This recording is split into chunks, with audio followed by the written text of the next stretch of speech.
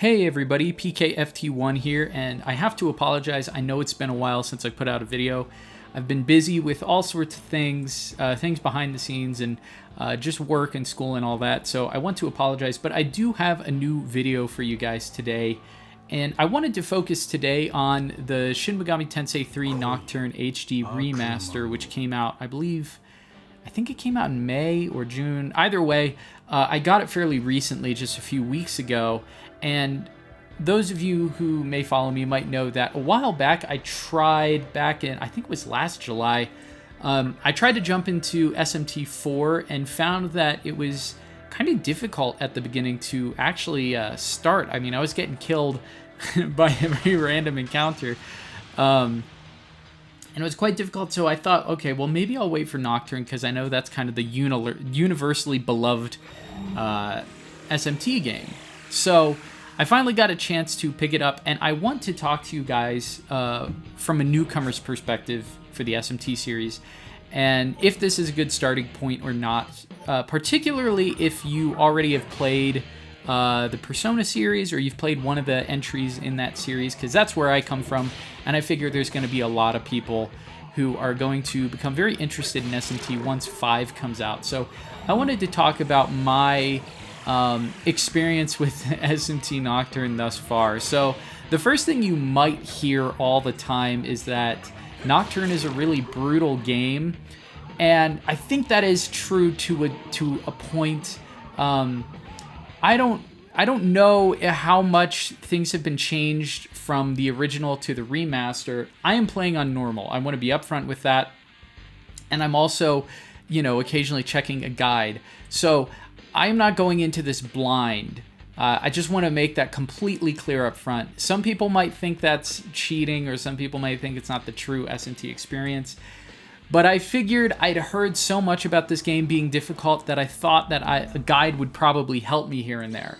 So, with that said, playing on normal, it actually was not nearly as difficult as I thought it was going to be. I was afraid that this game was going to kick my butt from the very first encounter all the way to the end. I have to make it clear also, I have not completed the game. I would say I'm probably about roughly halfway through. I think I just finished Kabukicho Prison, and I went through all of that, and I am about to start the new town, and then I think I started the first Kalpa, or I don't know what they're called. If you guys have played the game, you kind of know what I'm talking about. But anyhow, this game actually was not nearly as difficult as I thought it would be. You don't even need, any sort of guide to start this game off, obviously. You can just jump in, and the first few encounters and first boss and everything are pretty simple if you already have an understanding of the press-turn system. In fact, I would say the game has not been that difficult for me. Again, I'm playing on normal, and there's a few things you need to keep in mind. If you have played the Persona series, you probably have a pretty good understanding of how demons work, how the press-turn system works. It's a little bit different in this, but not too crazy.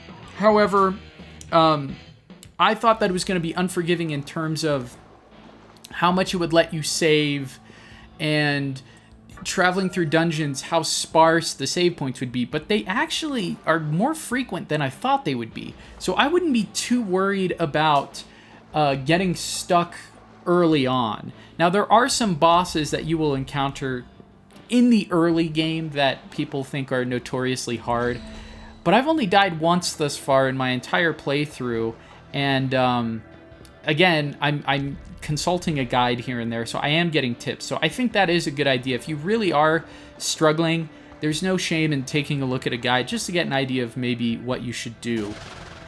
So there are a few things you need to do. You need to take advantage of this thing they call Magatama, and it's essentially this this creature that you ingest inside of yourself, and it changes your weaknesses and strengths, and it will allow you to inherit certain abilities as you level up. So much like in Persona, depending on which persona you have equipped, you're going to have different strengths and weaknesses. So it's like that.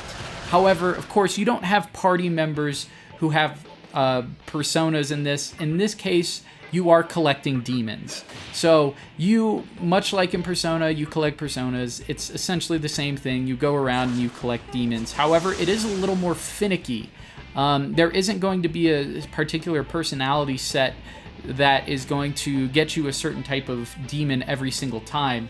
I think, if I'm not mistaken, it's pretty much randomized how they're going to respond, depending on how you approach them. So, of course, they're going to ask for things from you. Sometimes it's as little as just like a single life stone.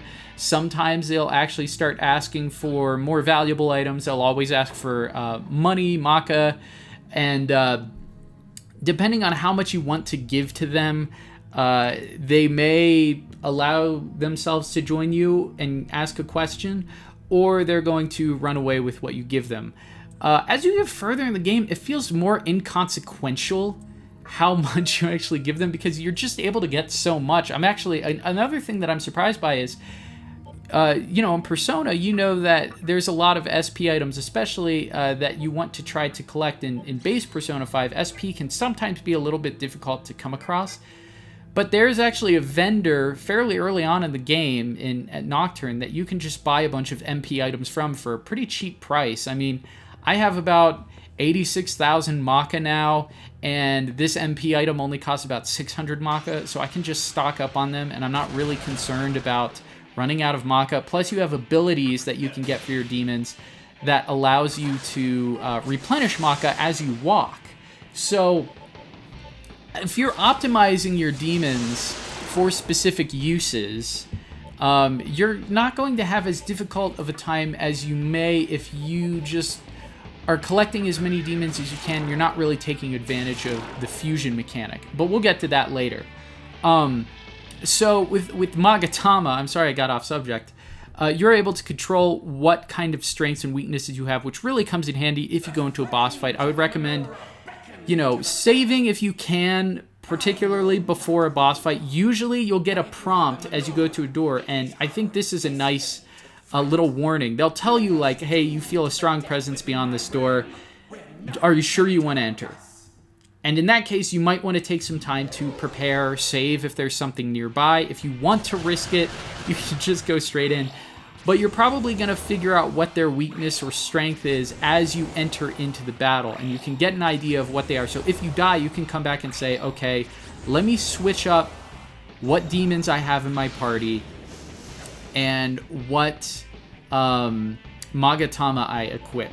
That way, when you come into the battle, you're going to have a lot easier time. There's another thing that you might be confused about at first, because I forget how early on they explain it. So if you look in the corner, you're going to see, it's kind of like a moon cycle meter. So you can kind of think in Persona, you have your days that rotate in the corner. In this case, they have moon cycles, and these moon cycles basically allow you to, they kind of change your luck, is the best way I can describe it. I'm sure somebody is more familiar with the entire game and can explain it better than me, but essentially, depending on what cycle it's on, if it's a full Kagatsuchi, then you're going to have better luck when you're opening chests. You'll get better items. Or if you're trying to recruit a certain type of demon, sometimes they won't understand you, but on a full Kagatsuchi, they will, and they'll be able to join you. There's even a boss fight where you really have to make sure you have a full Kagatsuchi going in, or else it's going to be a really bad time for you. So the more you take advantage of Kagatsuchi or look into what types of advantages it offers, you're going to get better things. Things are just going to go smoother for you in general. And it's just a great way of trying to collect demons. So I would definitely look into that and keep an eye on that meter. Okay, so let's actually talk about more about the things that make this game difficult. And a lot of people talk about, I would say, primarily two things. One is just the dungeon crawling. So this is probably the most difficult part for me because sometimes it can be confusing. There's a lot of puzzles. Thus far, I haven't encountered any sort of dungeons that were too crazy. I have a feeling it's going to get a lot crazier near the end. So again, I'm probably speaking too soon on a lot of these things, but this is, again, mostly for newcomers in the early game. So, anywhere from the beginning to halfway. If you're adamant enough and if you pay attention enough, you're going to be able to get through these dungeons just fine. Again, you can always consult a guide. There's no shame in that. I've done that. And also, you're going to want to grind as much as you can while you're there, because as long as you're a few levels above probably where you should be, I think currently I'm about level... I want to say I'm almost around level 40, or maybe I'm past level 40 at this point.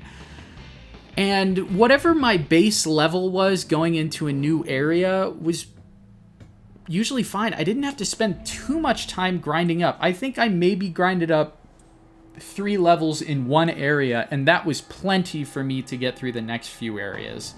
Again, you also, when you're fusing demons, you're going to want to make sure that you are a high enough level to fuse those more powerful demons. If you're not, it'll tell you. It'll just say this demon isn't available for you. You're not strong enough, much like in Persona. So that's another thing to keep in mind.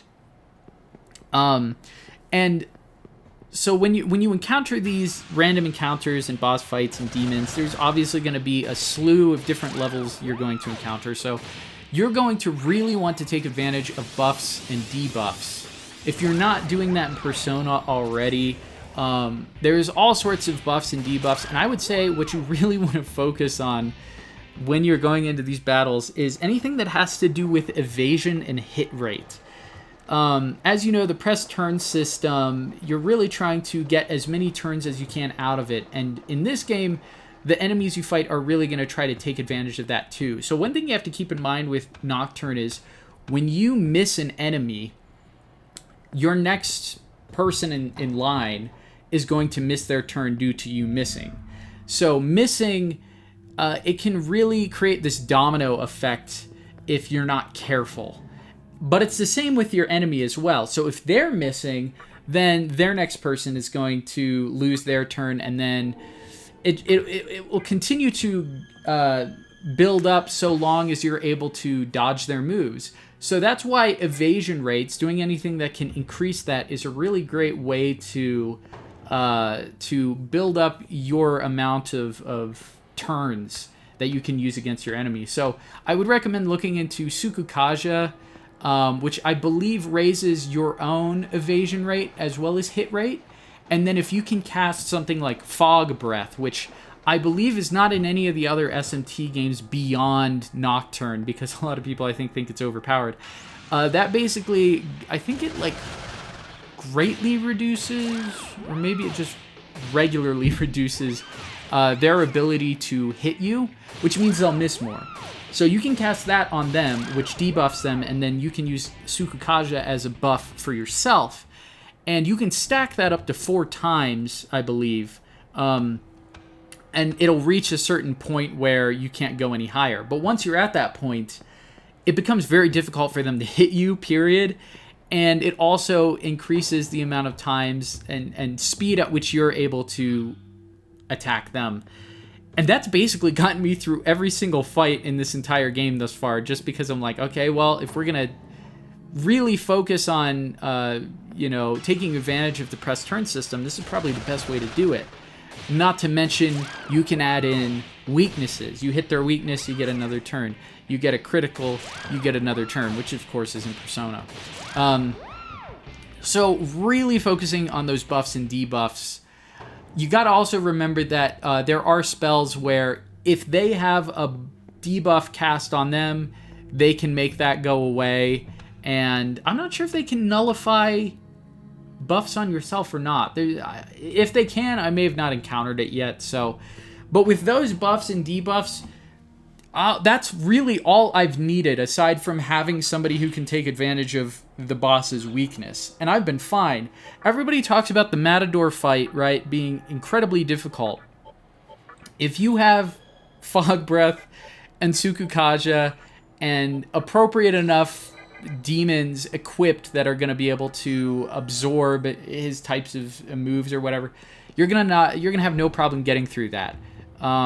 Which was the case for me. The only people I've died to was, I think, the last boss I fought, and then a random encounter that I died to. But everything else has been pretty much smooth sailing. So I don't think this game, again, this is normal difficulty. I am not talking about the masochistic hard difficulty, which many of you may want to do. And I can't really speak for that.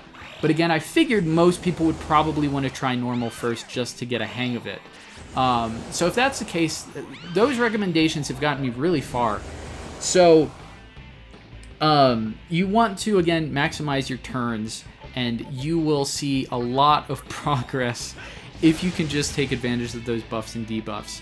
A lot of people might be wondering, coming from Persona, what kind of story can I expect? What kind of characters can I expect?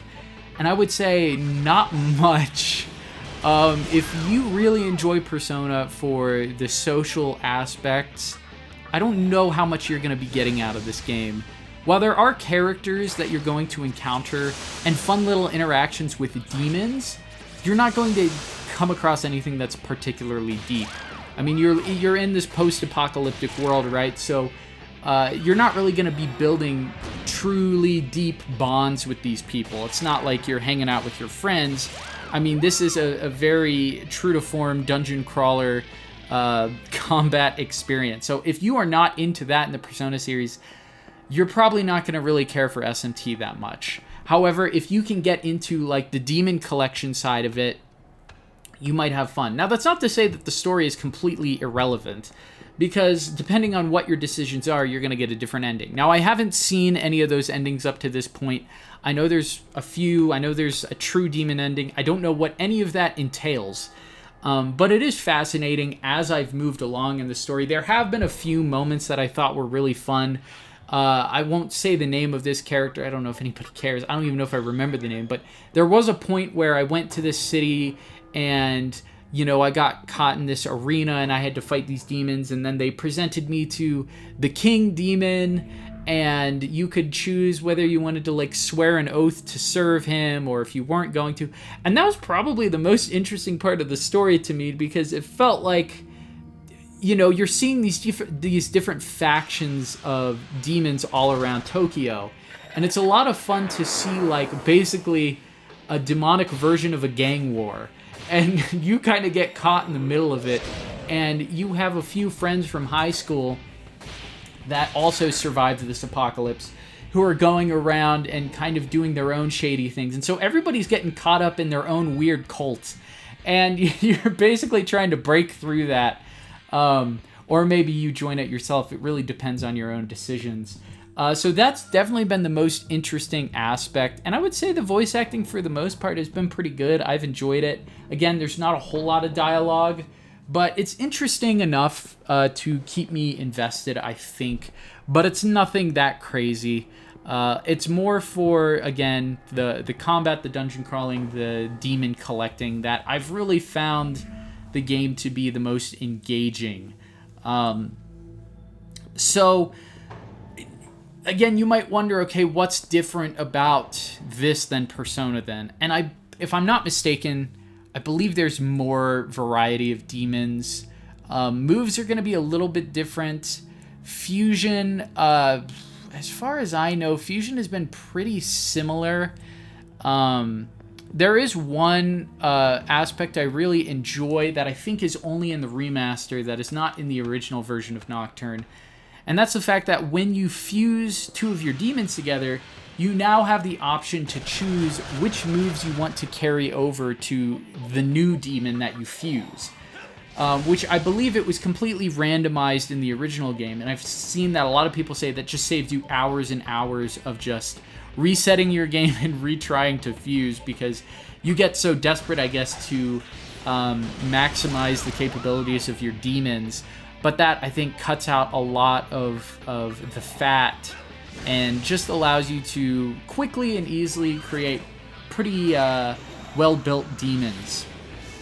So I just have it built where I have demons that basically are my healer, and they have a bunch of buffs and debuffs, and then I'll have a variety of demons that have different, you know, elemental strengths. And I will try to, you know, fuse things regularly. That way I can consolidate room in my inventory of demons, or the space in my party, because you can only have so many at your disposal. Of course, you can only have 3 other demons that go along with you in your party. Of course, though, with Magatama, you can change your build as the Demi-Fiend, and that allows you to take advantage of a lot of things too. So I have equipped, like for instance, I equipped Fog Breath to Demi-Fiend because I always use it.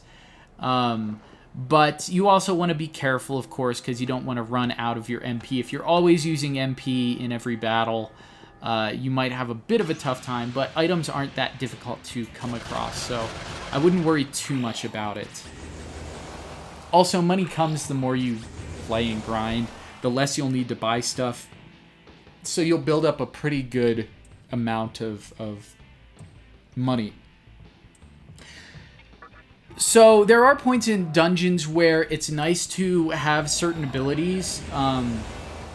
For instance, sometimes you run through a dungeon and it'll be dark and you can't see anything. However, if you have a demon that has the ability Lightoma, I believe it's called, you can light up the dungeon temporarily.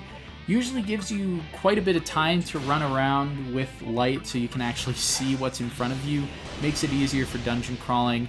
I do enjoy that you don't have to like collect maps to see stuff. You'll automatically have like a layout. Obviously you have to explore that map for it all to open up, but it's not like you have to find a chest with a piece of a map of a dungeon in it. So it's pretty easy to figure out where you are in the dungeon.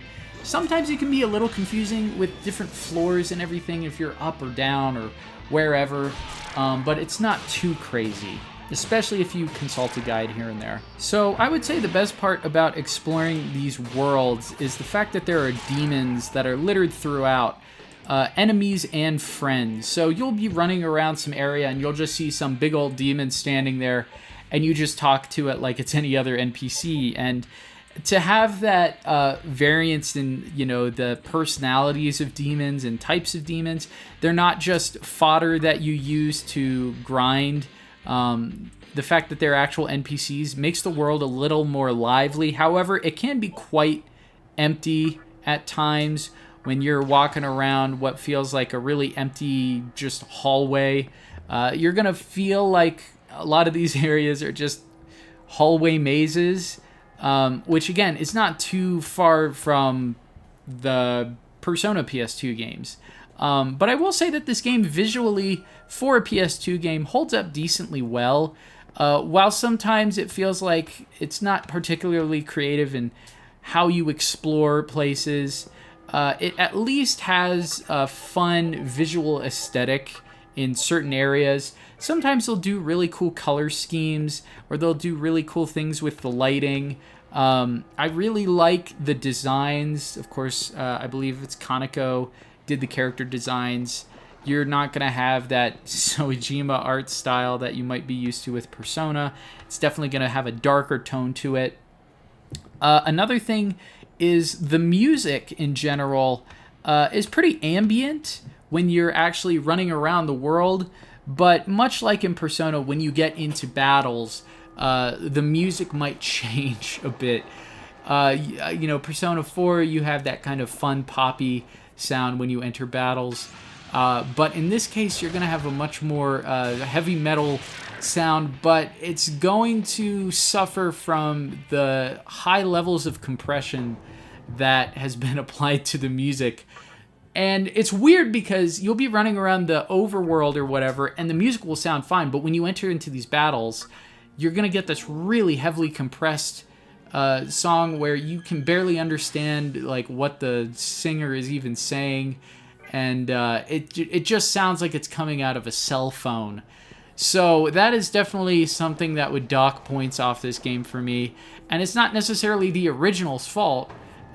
It's more of something that has to do with just this remaster is all over the place. It's very bizarre, visually too, because you'll have cutscenes that play in engine, which are, you know, are full HD and everything, and then you'll cut to other, I guess, what were pre-rendered cutscenes that don't really seem like they had a reason to be pre-rendered, and they're incredibly low quality. That's been, you know, up-res to be HD, but it's obviously just a 480p rip from the cutscene, and it's letterboxed or whatever to try to fill up the full screen, and then they do a really lousy job with up-resing it, so it's still just as messy as before. Another thing that blows my mind is the menu.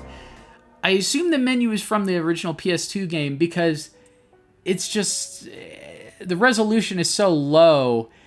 The background video that it's playing of the little Magatama or whatever these things are called just floating around, it just makes you wonder, why didn't you just redo this part? Like, this would not have taken very long to just take that 3D model and spin it around like you did in the original menu, or even just do a slightly different menu. Like, I don't think anybody would have complained about that.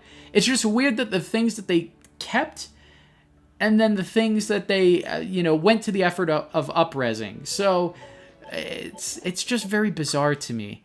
And why some music is uncompressed and other music is fully compressed, I don't know what happened there. I would think that there's an uncompressed version of those songs. I'm sure there is on the internet. Like, there's no way there isn't. I'm sure they've released albums and everything. So why didn't they do that? Then again, you got stuff like Dragon Quest XI that had the weird polyphonic music throughout the entire game. I don't know. It feels like a very low-effort remaster. But it's been enjoyable to have the little updates, like being able to control what moves you're going to carry over to your new demon. So I can't talk off points for that. Again, if you are a Persona fan, I don't know necessarily if you're going to enjoy this game as much as hardcore SMT loyalists would, because I've even found that there are points where I feel like things get dull. You just kind of get into the humdrum of, all right, next dungeon, blah, blah, blah. In fact, I put the game down for quite a while just because I was just kind of getting bored. And I feel bad because I really want to love this game, and I've heard nothing but great praise for it. And I will say that a lot of the boss battles have been fun. Even if sometimes it feels like you can just abuse a few moves and get through the battles. I'm playing on normal mode. I am afraid that if I went to hard mode, that maybe it would just absolutely destroy me. Maybe that's what I'm supposed to do. I don't know. But I don't necessarily think that if you're a Persona player, you're going to struggle as much as you would believe you would, because you already kind of know the press turn system. As long as you're taking advantages of buffs and debuffs, you're probably going to make it through okay. Again, I've not completed the game. I'm about halfway. So up until that point, that is all I can promise you. I don't know. Maybe beyond this, it just gets incredibly brutal. So look out for, traps and things when you're in dungeons. Consult a guide here and there. Make sure that you are always fusing new demons. And just give it a chance, I would think. It might grow on you after a while. But again, the game is not for everybody. The soundtrack is shoddy in quite a few places. And I would say that this, compared to at least SMT4, has been very friendly to me. Again, I got destroyed at the beginning of SMT4, but here I basically suffered no losses until Kabukicho Prison. So I would definitely recommend you guys check this out, maybe when it drops in price, if you see it on sale. Many people might not say it's worth the full $50 that it's been on sale for retail.